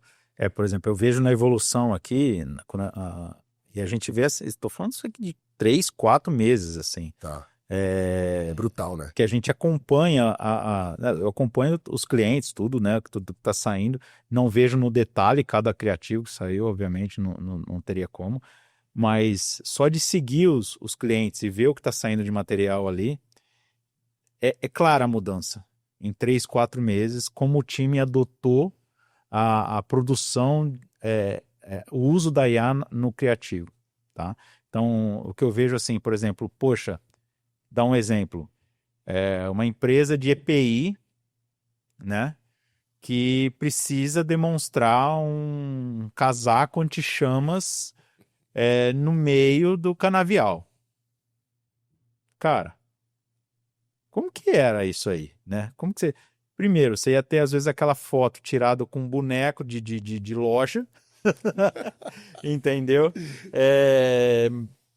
Cada hora numa posição, do tamanho diferente. E, e você ia fazer a montagem e você ia ficar o dia inteiro para fazer um negócio com problema de diferencial de luz, né? O jaleco com uma luz na direita, a cana de cima e aquela coisa, o fogo fake, enfim. E hoje, a gente vê muito isso, como melhorou a qualidade, simplesmente usando as tecnologias para não, do tipo assim, a favor da criação. E, obviamente, o designer completando com o refinamento das caixas, do texto, a cópia do redator e tal. Assim, mas para mim tá claro, assim, de uns 3, 4 meses para cá, que a equipe começou a adotar isso, primeiro muito mais rápido, esse tipo de coisa. Uhum. E hoje o meu foco é a qualidade da entrega, entendeu? Então, o time, eu vejo cada vez mais entregando qualidade usando do jeito certo, sabe? Não sei se você vai lembrar, em junho foi hype o VO3, que é a ferramenta de construção de vídeo. Porque um cara de uma prefeitura, de uma cidade pequena do Nordeste, que tem um São João muito forte, ele foi lá por conta própria, contratou o VO3 e fez uma baita campanha. O cara fez um lugar incrível, pessoas super felizes, assim. Se não falassem que era numa IA, ia passar e ia passar. Então aí o cara falou, não, fiz isso aqui com IA. A festa não tem essa cara, as pessoas não são, nenhuma dessas pessoas são da cidade. Isso virou um hype no mundo corporativo. Aí todo mundo quis aprender o VO3. Ou seja, ele tava lá, ele já existia há algum tempo e ninguém pegava. Então, na hora que entendeu o que dá pra fazer, alguém foi lá e desbravou aquilo e falou, pô, dá pra fazer um negócio legal com isso aqui. Todo mundo falou, agora eu também quero e agora eu vou entrar nessa, eu vou me dedicar. Porque entenderam o benefício. Sim. Entenderam o benefício. Consegue entender o potencial da... Na hora que você entende o que você tá fazendo... E como a gente vai entregar, eu brinco que é um modal. Você quer sair daqui para ir para São Paulo, você pode ir de carro, de avião, de ônibus, você vai chegar no destino. O modal vai fazer, você quer ir rápido, você vai de avião. Você quer ir confortável, você vai no teu próprio carro. Você quer ir mais barato, você escolhe o modal. E a mesma coisa, assim, as empresas que escolherem não usar IA vão demorar mais a chegar nesse lugar. Uhum. E no limite, acho que, assim como a outra reflexão das pessoas, eu acho que também é a primeira vez hoje que uma empresa grande, ela não tem o monopólio da capacidade de conhecimento. Há 20 anos atrás, para uma empresa inovar, tinha que ter muita grana. Tinha que investir uma grana, contratar, montar um time, fazer uma mega operação para encontrar um caminho. Se você pegar a ideia do Watson lá atrás, da IBM, era um pouco disso. Hoje em dia, não. Hoje uma pessoa com $300 por mês, você contrata uma porrada de IA, você tem o mesmo potencial que uma empresa grande tem para fazer as mesmas coisas. Então, pela primeira vez, a inovação não vem de um volume de dinheiro muito grande, de uma empresa muito estruturada. Vem de alguém afim de fazer um negócio, de pesquisar, buscar, cavar e encontrar saídas em cima de uma plataforma que é igual para todo mundo.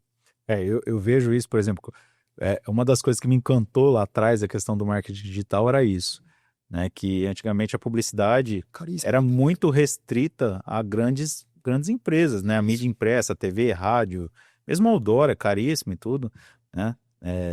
Não que não sejam efetivas, são super efetivas, mas o digital, se posicionar no Google, eu lembro que eu falava isso, por exemplo, eu falei, cara, quem que é a maior do seu segmento? É essa, cara, eu consigo te colocar na frente dele. Pelo menos no Google você vai estar na frente dele. Eu consigo, porque assim, por quê? Porque ele não cuida disso. Tá mal estruturado, eu consigo fazer isso. Aí a gente fazia, foi das coisas. E hoje a IA é um outro gatilho, assim, também, né, para inovação. Para se igualar, né? Deixar a coisa mais... se compara com uma grande empresa, sei lá, qualquer grande empresa. Para você ter um poder de inovação, era caríssimo há anos atrás. Hoje, o VO3 é o mesmo para qualquer pessoa. Eu contratar da minha casa ou o time da maior empresa do Brasil contratar, é a mesma ferramenta. Eu dependo da pessoa que está operando ela. Sim. Não mais da infraestrutura, investimento, tamanho de time. É mais uma grande virada que há aí atrás para o mercado, que é a inovação pode vir de uma empresa de 4 pessoas, Sim. de 5 pessoas. porque ela não depende mais. Falam, né? Os novos milionários, vai ter muito novo milionário de uma empresa de uma pessoa só. Sim, o microserviço, né? Se a gente entrar nessa aí, a gente vai num buraco que é o microserviço. Qualquer pessoa hoje com o Lovable da vida entra lá com $25 por mês, você cria um microserviço que se identifica num mercado específico, uma dor específica, você cria um conector específico e tá feito. Vai embora. E vai deixar lá. Você sabe que ontem eu tava na rede social, não lembro qual, e você falou do hype da prefeitura aí, do São João. Cara, eu vi um vídeo de um italiano andando naqueles tuk-tuk italiano, não sei se lá chama tuk-tuk, mas com um sonzão, tocando aquelas músicas de funk que foram refeitas com a pegada de anos 80. Sei. Cara, uma comédia, porque todo mundo curtindo e o cara tava dançando. Pô, porque ficou... Você ouve o original, você fala, meu, não é possível, porque só faz funk assim agora, porque ficou sensacional, né? Se você entrar agora no seu WhatsApp e naquele anexar, o último botão é criar com IA. Você dá uma instrução, ele cria uma foto ou um vídeo do que você quiser, você não precisa pagar nada. Sim. O seu WhatsApp cria isso agora. Então, assim, o acesso não é tão restrito. Qualquer pessoa que tiver afim consegue fazer. E você consegue extrair das pessoas o melhor que elas podem fazer com uma ferramenta como essa. Sim. Assim, eu sou bem maravilhado. Dá pra ver que eu me encanto com o tema, claro. que eu gosto e tal, porque eu vejo grandes quebras, assim, de posicionamento mesmo, assim, de como as pessoas podem se desenvolver. Legal. Vamos juntar esse assunto agora da IA com a parte de vendas. Como que você tem?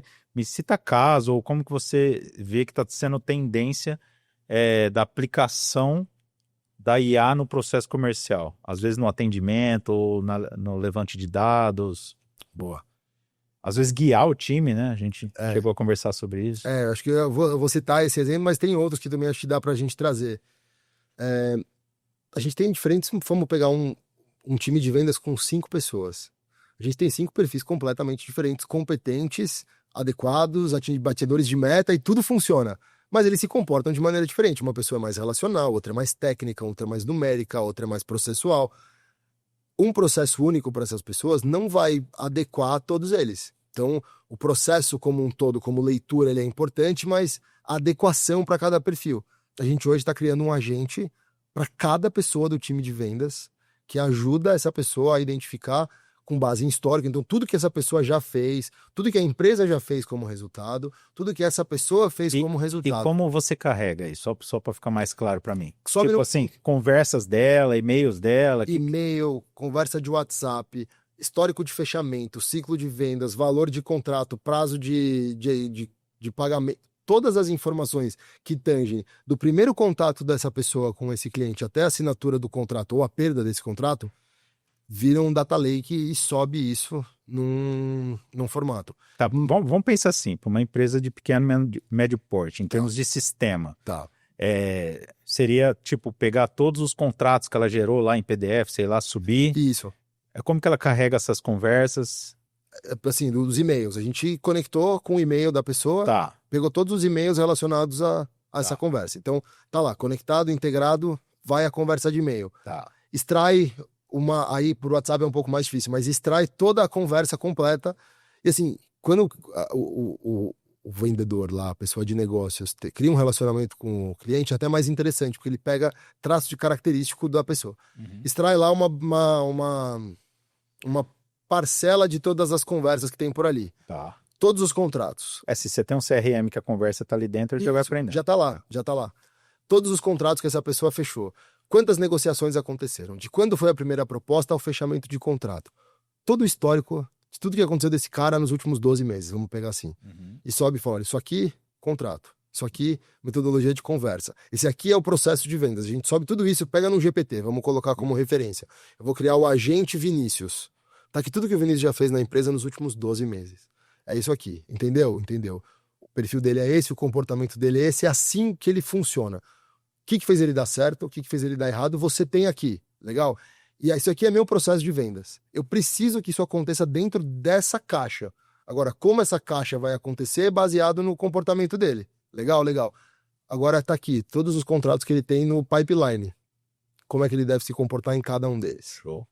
Ele vai lá e fala, ó, tá na hora de você envolver a pessoa de compras agora, porque historicamente, depois de X dias, é essa hora que esse cara entra, que todo mundo que entrou nesse período fechou o contrato.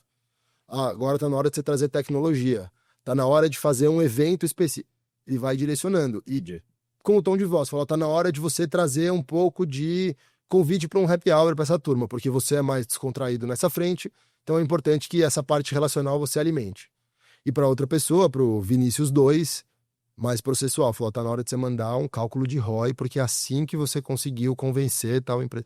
Nossa, eu já viajei aqui já pensando, se você tem 5 caras na área de venda, e você joga os dados dos 5, aí você imagina, por exemplo, que você tem uma distribuição de oportunidades. Você vai ter um perfil que esse cara converte mais, o outro perfil que o outro converte mais, e às vezes você pode ter a IA decidindo, ó, esse cara aqui é relacionável com você, então vai dar certo com você. Não, esse cara é mais frio, é mais técnico, vai funcionar mais com esse atendente. Se tiver uma característica, dá. E uma outra coisa que a gente está olhando agora é um agente de precificação. Para o mercado que a gente atua, sei lá, vamos pegar o mercado de agro. O mercado de agro ele depende muito de safra, de periodização, de momentos. A gente está finalizando agora, não está tão finalizado, mas ainda está chegando um agente de preço ideal para cada cliente em cada período do ano. Então, um varejo grande entrou no fim do ano, é uma hora boa para quê? A IA vai decidir. Tem que fazer um preço menor, porque os caras estão olhando para Black Friday, é um momento decisivo, você pode rasgar a tua margem até aqui, porque historicamente todo mundo que comprou num varejo desse tamanho paga esse preço. Então você vai equiparar. Se esse cara ligar para o amigo dele que está no concorrente, eles vão conversar a mesma língua. Entendi. Então a gente está fazendo um agente de precificação que leva em consideração a fonte, se é inbound, se é outbound, de onde veio, que leva em consideração o segmento, tamanho de empresa, a época do ano, se já teve no pipeline no passado ou não, está colocando tudo no mesmo balaio. E a resposta, na primeira vez que a gente está fazendo os testes agora, ele vai falar, olha, se você quiser vender a este preço, o ciclo de venda vai ser esse.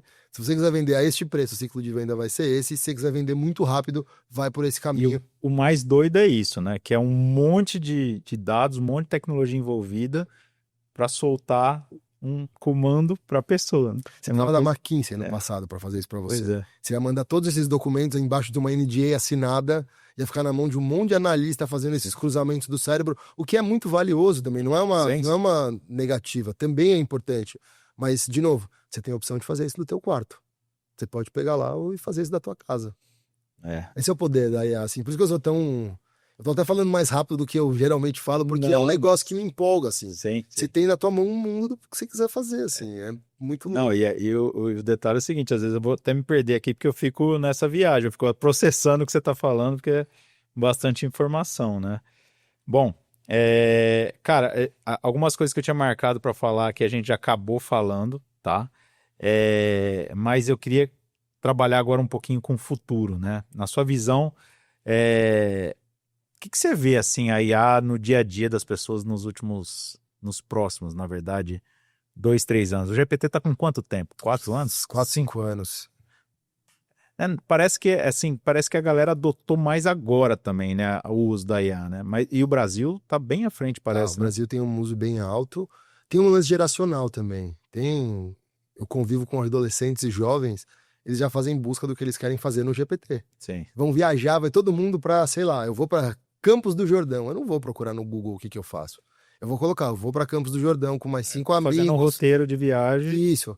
E é sensacional, cara. A galera jovem não é tão dependente do Google quanto uma turma mais old school, assim, que já não era nativo digital, foi apresentado à internet através do KD, Google, e depois você estabelece, você cristaliza o que você conhece e você vive um pouco nisso. As gerações mais novas estão vindo com essa cristalização que a gente teve lá em 2003, 2005, eles estão vindo agora em 2025 com a IA. Então, para eles é muito mais fácil entrar no Perplexity e falar, pô, como é que eu faço para estudar inglês porque o Duolingo não tá rolando? O cara ele vai por esse caminho. Então, acho que tem um lance geracional. Tem uma segunda fase, que eu já tava vendo esses dias. Tem a turma conspiracionista, sei lá se essa é a palavra, que diz que em próximos 3 anos a IA vai sumir. Eu ouvi um cara falando isso, que ela tá se retroalimentando dela mesma, né? Isso. Que já não tem mais geração de conteúdo autoral praticamente. Isso, que ela está se alimentando de conteúdo relativamente, entre aspas, raso, que é a construção da própria IA com base nos prompts mal pedidos. Então, assim, existe uma conspiração por trás de que isso dura mais 2, 3 anos. Eu acredito que, assim como a turma usa a Alexa hoje para automação de casa e deixou de ser o uau, você tem uma Alexa na sua casa, virou um negócio assim, A Alexa ficou burra, né? Então, A verdade é essa. mas assim, ela serve muito como um comando de voz para abrir cortina, acender luz. Mas antes a gente achava sensacional, Alexa, como é a previsão do Isso, tempo amanhã? exatamente. Hoje, pô, isso aí é... Deram uso para Alexa. Ela virou hoje uma automação de casa. A IA vai ter esse mesmo... Interruptor. Isso, mas é exatamente isso. Quanto custa uma lâmpada? R$30. E a lâmpada da Alexa? 40. Vale a pena. Por R$10 eu mando ela desligar quando eu tô com sono e não quero levantar. Deram um uso para isso. A IA vai ter esse contorno em tudo isso. Vai ter a IA que vai cuidar direitinho das imagens e você vai ter essa imagem. Isso vai impactar em um monte de outra coisa. Os influenciadores digitais estão perdendo. Se você vê hoje a galera mais nova, abre o Instagram de alguém de 13 a 16 anos. A turma já nem aparece mais, já não tá mais, já não é legal tentar ser influenciador. Porque sabe da facilidade que se tem para preparar uma foto, para você escrever um texto que pareça tal coisa, para você gerar um vídeo. Então, geracionalmente, a IA vai ser mais utilizada e ela vai ter contornos específicos. Assim como o VO3 é para vídeo, isso vai matar os produtores de vídeo? Jamais. A turma vai continuar. Vai ser mais valorizado quem sabe usar esse negócio, quem sabe produzir, vai ser mais eficiente. Você vai ter muito mais pessoas trabalhando autônomas, porque ela pode atender 50 empresas, não mais 2. Porque a IA vai trabalhar para ela em escala. E é isso, por exemplo, que a gente está fazendo aqui, que é conteúdo que a IA gera também, que eu já vi podcast gerado por IA, e, cara, legal, né? Mas tanto que o podcast está crescendo muito por conta disso, né? Sim. As pessoas estão querendo ver conteúdo mais denso, saindo da cabeça e da boca das pessoas, porque as respostas óbvias estão todas ali. E não só as óbvias, né? Tem coisas que a gente nem pensava que estava lá. Se fizer um caminho, pega um material que você quer estudar. Qualquer material que você quer estudar. Você tem um PDF lá, aquela tripa de 60 páginas. Joga em qualquer IA que você quiser. Transforma esse documento num diálogo entre pessoas em uma entrevista. Ele vai fazer isso. Você vai para uma terceira IA e fala, transforma isso aqui em áudio e um vídeo. Você está com um podcast para você ouvir, indo de Ribeirão para São Paulo, 3 horas dirigindo, você vai estudando, ouvindo um podcast que foi construído com base num conteúdo que você quer estudar. Você não precisa mais. E você vai absorver muito mais. Porque se seu canal melhor for audição, você vai por ali. Quem gosta de ler, vai pegar aquilo e vai falar, transforma esse conteúdo e mais denso e deixa ele em menor quantidade de páginas. Ele vai fazer por conta própria. Quando fala de inteligência artificial, eu acredito muito na inteligência porque ela segue o que a gente comanda. Ela não inventa, não, esse podcast vai ser, eu vou transformar esse conteúdo. Não, tá aqui. É bem obediente, inclusive. Fala, olha, faça isso e eles fazem, assim. Acho que é muito mais... Tudo isso para dizer que a inteligência artificial no futuro, para mim, vai ter recorte de usabilidade, como já tem hoje, só que mais palatável para todo mundo, assim, mais fácil e menos... Hoje é disruptivo. Daqui 5 anos vai ser assim, não, pô. Eu tenho aqui 10 aplicativos, dos 10, 8 tem IA.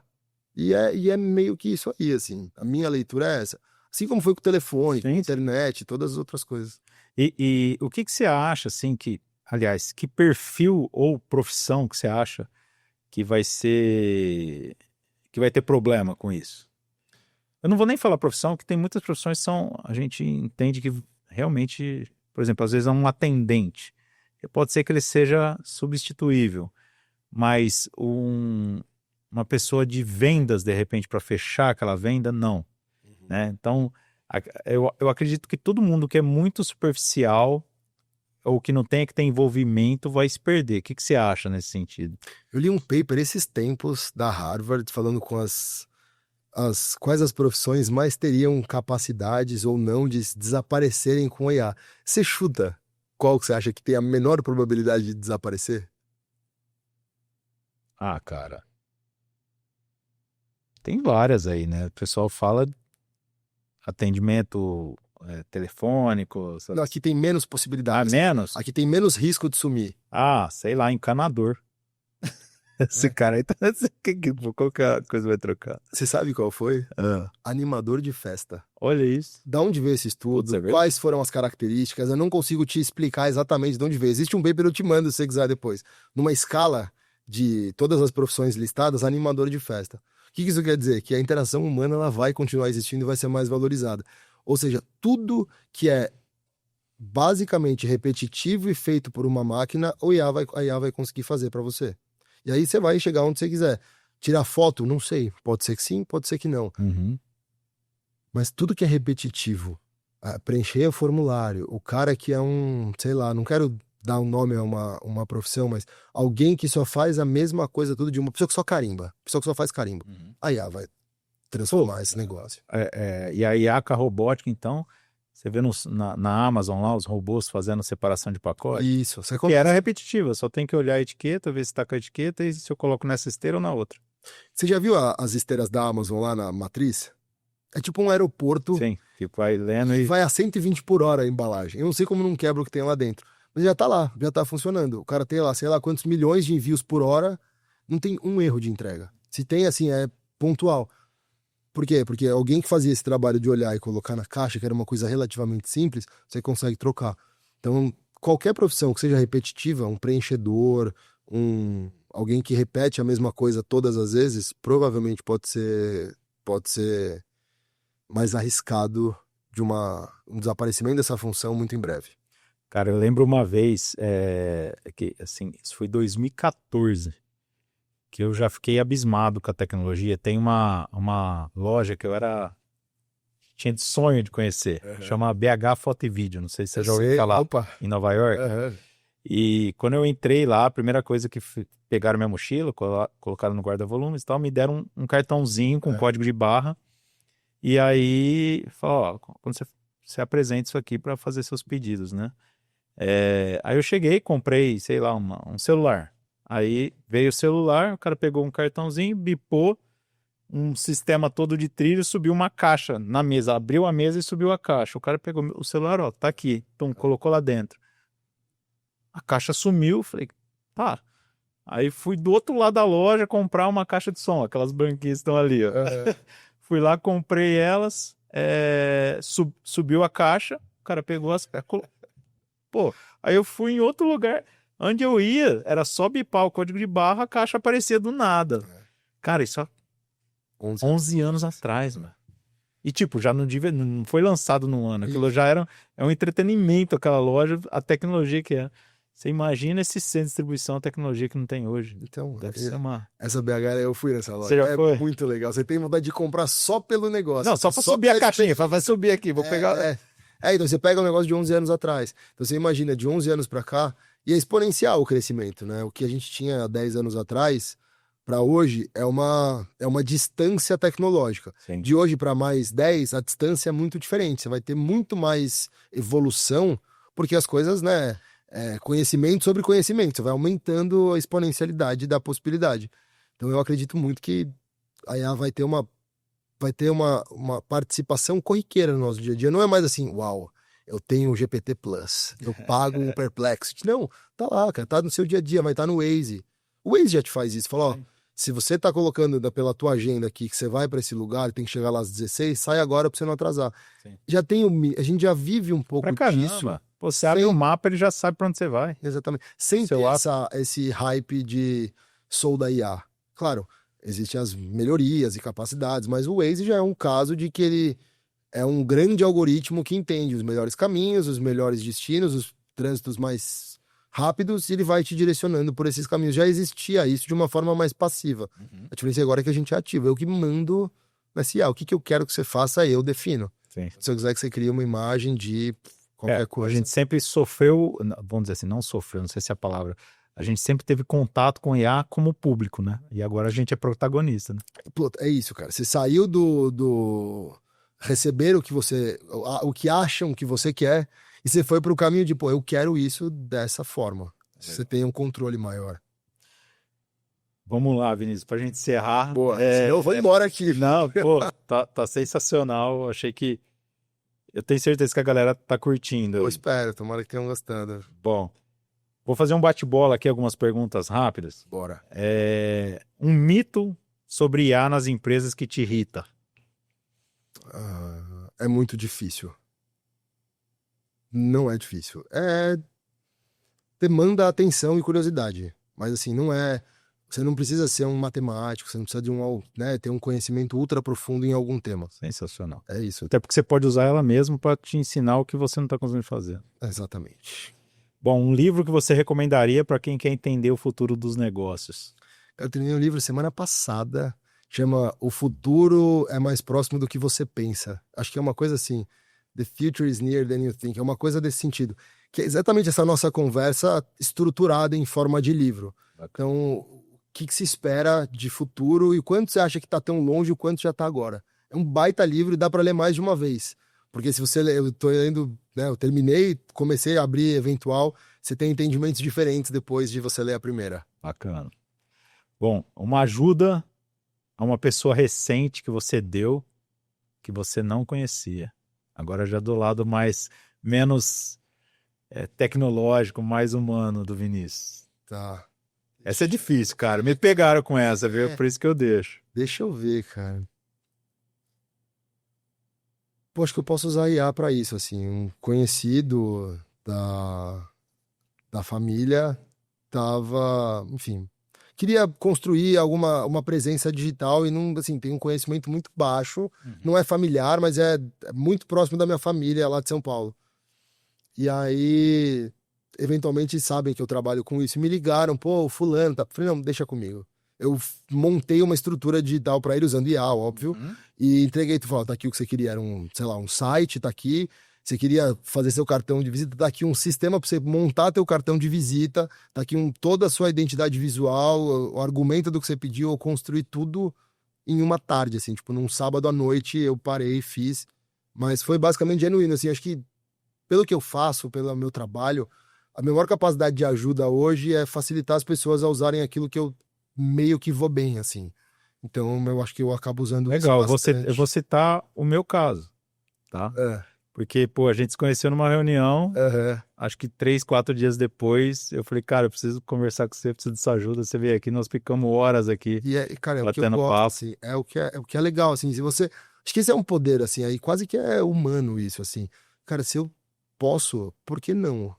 Não vou, não, pô, tem um pouco disso, assim, não tô com esse conhecimento aqui, se as pessoas souberem eu vou perder relevância. Não, cara, se todo mundo souber, é legal pra todo mundo. E aí não fica mais uma coisa dividida, quem sabe, quem não sabe. Não, bota pra frente, eu quero que todo mundo saiba fazer isso, porque fica mais fácil pra todo mundo. Show. Bom, e a última, um experimento ou projeto novo que você quer testar aqui nos próximos meses. Tá, vamos lá. Que a gente, agora na época de você falou, aqui você se vê em 5 anos, agora a conversa são meses, né? Cara, eu gostaria muito de encontrar, e assim, tá no meu plano de encontrar formas de